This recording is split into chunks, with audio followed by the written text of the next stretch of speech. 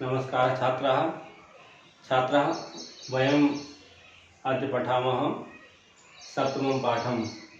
अतः भवतां सर्वेषां हार्दं स्वागतम्। बच्चों, आज हम 7 चैप्टर सप्तमः पाठः पढ़ेंगे। पाठ का नाम है संकल्पः सिद्धिदायकः। मैंने आपको बताया था संकल्प का मतलब होता है प्रतिज्ञा, प्रण या वादा। तो प्रतिज्ञा जो होती है वो सिद्धिदायक, सिद्धि दिलाने वाली होती है, सफलता दिलाने वाली होती है। सिद्धि मीन्स सफलता, दायक मीन्स दिलाने वाली होती है। तो वही हम चैप्टर पढ़ेंगे। इस चैप्टर में हमने कुछ भाग पढ़ा है। इसमें पार्वती जो है शिव जी को पति के रूप में चाहती हैं और उसके लिए वो तपस्या करना चाहती हैं और वो अपनी माँ मैना को बताती हैं कि ये जो है मैं शिव जी को चाहती हूँ, इसके लिए तपस्या करूँगी। माँ उनकी मैना है वो मना करती हैं। वो कहती हैं तपस्या करना बहुत कठिन काम है, तुम्हारा शरीर कोमल है इसलिए तुम घर पे ही रहो। लेकिन माँ जो है मैना वो कहती है, माँ जो है मैना है वो कहती नहीं, ये कैसे हो पाएगा, तुम इसको नहीं कर पाओगी। फिर पार्वती कहती हैं कि नहीं, मुझे जो है शिव जी को पाने के लिए जो है जाना है और वो पहाड़ पर जा कर के हम तपस्या करेंगे। यहाँ तक की जो स्टोरी है वो हमने आपको पहले बताई थी। आगे की कहानी है वो सुनते हैं। आगे की कहानी है क्योंकि ये प्ले है और प्ले जब होता है तो अपने अपने करैक्टर को कह करके सभी चले जाते हैं, लेकिन उसके बाद क्या होता है वो देखते हैं। पार्वती मनसा वाचा कर्मणा सह तपः एव तपति स्म। पार्वती जो है तप करने के लिए गौरी शिखर नाम की पर्वत पर गई थी। तो कहते हैं कि पार्वती मन, वचन और कर्म से तप ही किया करती थी। मन से क्या है, मन से तप करना होता है वो कि जब आप तप करो तो पूरे मन लगा करके करो। और वचसा कहते हैं आप तप करने जा रहे हैं तो वहाँ अपने जो है वाणी से कोई ऐसी बात न कहें जिससे किसी को बुरा लगे। और कर्मणा, आपकी जो एक्टिविटी है वो भी ऐसी होनी चाहिए जो तप के लिए या भगवान शिव के लिए समर्पित हों। तो इसी तरह से वो वहाँ करती थी। कदाचित कभी कभी कहते हैं कि रात्रि में स्थंडले, वो जो है जमीन पर सोया करती थी, बिना कपड़ा बिछाए कपड़े जमीन पर सोया करती थी। कदाचित और कभी कभी शिलायाम, कभी कभी वो शिला पर भी, पत्थर पर भी स्वपिति में सोया करती थी। व्रत के समय कुछ नियम होते हैं, उस नियमों के अंतर्गत रह करके वह जमीन पर भी सोया करती थी और जो है वो सोती थी शिला पर भी, पत्थर पर भी सोया करती थी। ये नहीं अलग से कोई बिस्तर लगा करके वो सोती थी, नहीं, वो क्योंकि व्रत के नियम थे तो उसी तरह से वो सोती थी। एक बार विजयावदत, एक बार जो उसकी सहेली थी वो साथ गई थी। उस विजया ने कहा, विजया कहती है सखी, सहेली या दोस्त या फ्रेंड, तपः प्रभावात्, तप के कारण हिंस्र पशुओं भी तब सखायः जाता है। कि तप के कारण तुम्हारे जो हिंसक पशु है ना वो भी तुम्हारे सखा बन गए हैं, तुम्हारे दोस्त बन गए हैं। क्योंकि जंगल में जब तप करते हैं, जंगल में जब जाते हैं तो हिंसक प्राणी भी होते हैं, लेकिन कहते हैं कि जो तप करते हैं उन लोगों के साथ रह करके वो जीव जंतु भी उनके दोस्त बन जाते हैं। ऐसे ही जब वहाँ वो गई तप करने के लिए तो हिंसक जो जीव थे वो भी उनके दोस्त बन गए थे, तुम्हारे सखा हो गए हैं, दोस्त हो गए हैं। पंचाग्नि व्रतमपि तम अतपः, और तुमने पंचाग्नि नाम का जो व्रत है ना वो भी तुमने तपा है अथवा वो भी तुमने किया है। पुनरपि तब अभिलाषा पूर्ण भवत, पुनरपि फिर भी तब अभिलाषा, तुम्हारी जो इच्छा है शिव जी को पाने की है वो कभी अभी पूरी नहीं हुई है। पार्वती कहती है अयि विजय, अरे विजया, किम न जानासी, क्या तुम्हें नहीं पता, मनस्वी कदापि धैर्यम न परित्यजति। मनस्वी जो महान लोग होते हैं, मनस्वी लोग होते हैं, कदापि वो कभी भी धैर्यम न परित्यजति, वो अपने धैर्य को, पेशेंस को नहीं छोड़ते हैं। वो हमेशा उम्मीद करते हैं और वो धैर्य को कभी भी छोड़ते नहीं हैं। अपि च, और भी क्या है, मनोरथानाम अगति नास्ति, और जो मनोरथ है ना, हमारी इच्छाएं हैं वो कभी खत्म नहीं होती हैं। इसलिए हमारी इच्छा है शिव जी को पाने की तो हम शिव जी को पा करके रहेंगे, ऐसा पार्वती ने विजया से बताया। विजया बोली तुम वेदम अधीतवती, जो है तुमने वेदों को पढ़ा है। वेद 4 होते हैं, मैंने आपको पहले ही बताया था, वेद 4 होते हैं, ऋग्वेद, यजुर्वेद, सामवेद और अथर्ववेद। तो ऐसा पार्वती ने उस समय वेदों को भी पढ़ा था।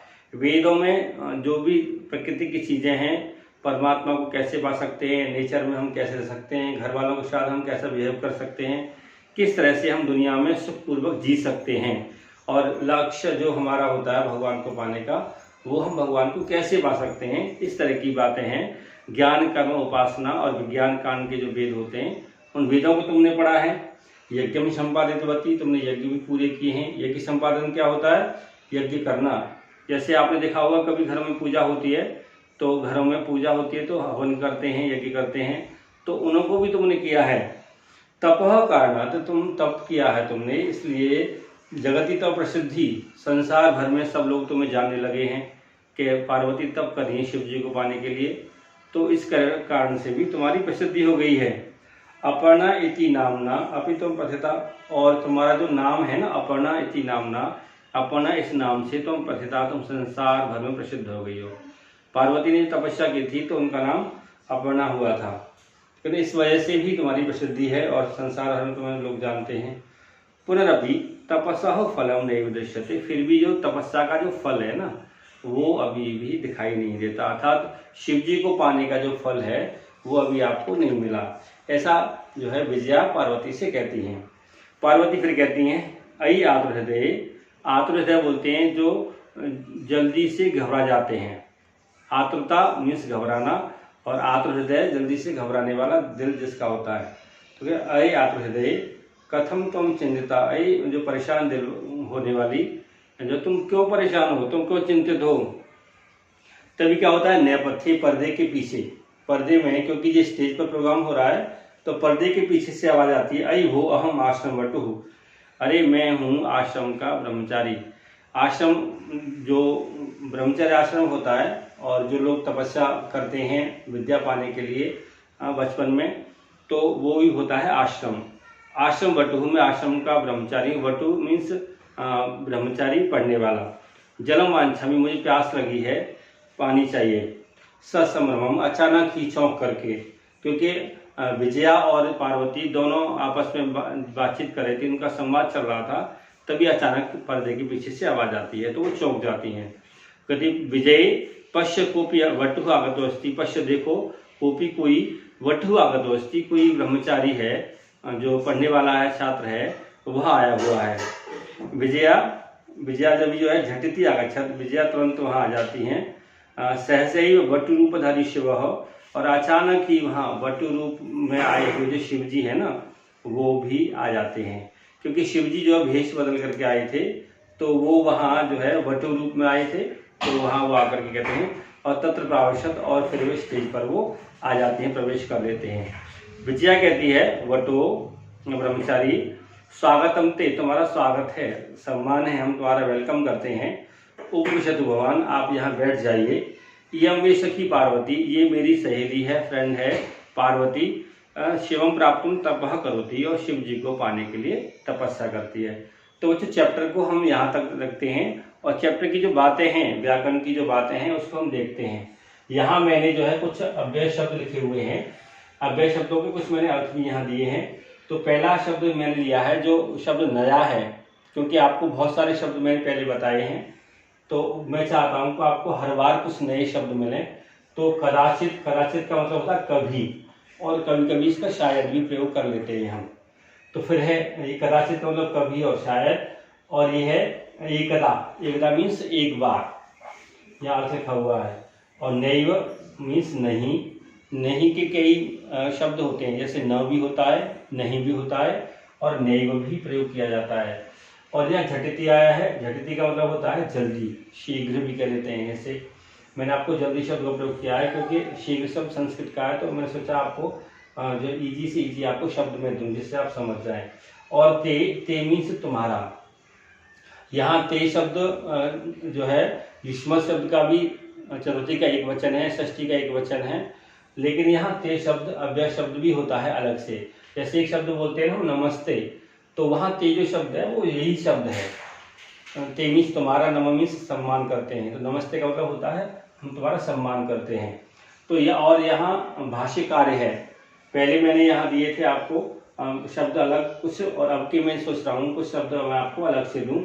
तो यहाँ भाष्य कार्य में मैंने क्या किया है, यहाँ धातु है धातु जो दे रखी है वो ये है, और धातु से जो शब्द बना हुआ है जो आपकी बुक में आया है, जो आपकी पुस्तक में आया है, वो शब्द ये बनता है। जैसे वद धातु है तो वह बुक में आया हुआ है अवदत। अवदत का मतलब होता है कहा, ये पास्ट के है, अ लगा हुआ है इसलिए भूतकाल का है, लंग लकार का।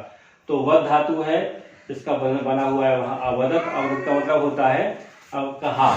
और तप, तप का मतलब होता है तप जो है तप करना, मेहनत करना। तप का मतलब यही नहीं है कि जंगल में जाकर के वहाँ तपस्या करें तो तप कहलाता है। तप का मतलब होता है जिस स्थिति में आप रहते हो, अगर आप पढ़ते हो तो पढ़ाई में जो मेहनत करते हो वो तप कहलाता है।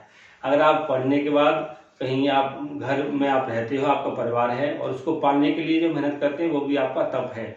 और या फिर आप कहीं जॉब करते हैं, कहीं नौकरी करते हैं, वहाँ भी अगर आप मेहनत कर रहे हैं उसके हिसाब से तो वो भी आपका तप है। और अगर आप कहीं जंगल में रह करके भगवान को पाने के लिए अगर मेहनत करते हैं तो भी जो है वो तप कहलाता है। इसलिए कहा गया है कि ये तप का मतलब होता है मेहनत या हार्ड वर्क। तो यहाँ तपति प्रयोग हुआ है, वहाँ तपति मीन्स तपस्या कर रही है, तपस्या करता है। भू धातु है, भू का मतलब होता है अभवत। अभवत मीन्स हुआ, धातु भू है और इसका मीनिंग यहाँ जो है अभवत जो है हुआ माना जाएगा। और दृश्य मीन्स देखना है, और यहाँ दृश्यते आया है तो दृश्यते जो बना हुआ है वो दृश्य धातु से बना हुआ है। और पांचवा है गम धातु अगच्छत। अगच्छत यहाँ आया हुआ है तो अगच्छत मीन्स गया। तो इन धातुओं का अर्थ बताऊं तो ये है वद मीन्स कहना, तप मीन्स तपस्या करना, भू मीन्स होना, और दृश्य मीन्स देखना, और गम मीन्स जाना। और इसमें जैसे जैसे लकारों के हिसाब से अर्थ बनते हैं, मैंने यहाँ बताया था वद, तो यहाँ अवदत बना तो बनेगा बोला, कहा, क्योंकि भूतकाल का है। तप मीन्स तपस्या करना कहा तो वर्तमान काल का है, तो तपस्या मीन्स तपता है, तपस्या करता है। अभवत मीन्स हुआ, मैंने कहा था यहाँ भू धातु का होना, और तो यहाँ लंगकार में अभवत मीन्स हुआ।